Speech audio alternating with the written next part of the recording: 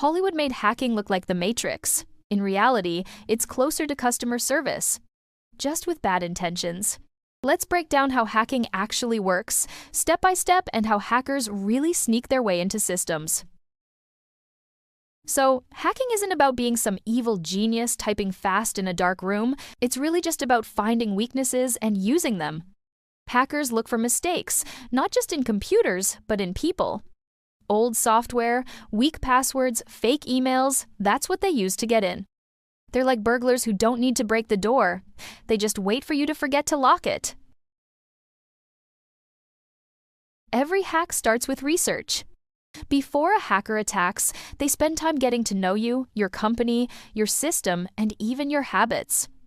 They might look up public info online like your website or LinkedIn, or scan for open doors on your computer systems, things like outdated software or exposed servers, or test old leaked passwords to see if they still work. Basically, they're window shopping for weaknesses. They're not breaking in yet, they're just seeing which door looks the easiest to open. And once they find that weak spot, that's when things get sneaky. Now comes the move that actually gets them inside. The most common way? Phishing. You know those your parcel couldn't be delivered or update your account emails? Yeah, those. They trick people into clicking fake links or downloading files that secretly install malware.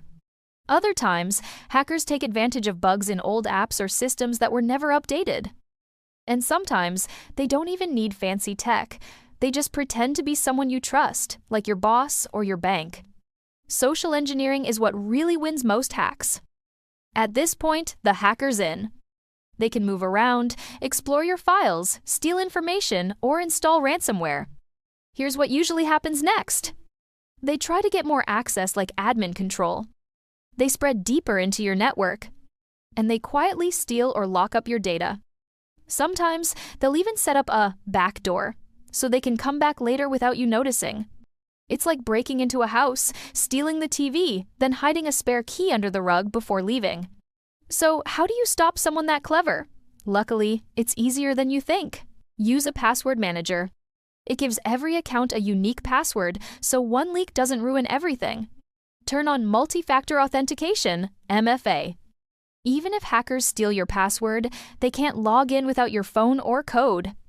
Update your apps and devices. Every update available notification is usually patching a hole hackers love to use. Be suspicious of links or attachments. If it looks urgent or emotional, take a second look. That's usually bait. Because the truth is, most hacks don't happen because someone's smart. They happen because someone's careless. If you liked this breakdown, hit subscribe, and now that you know how hacking works, be honest, do you think you'd fall for one?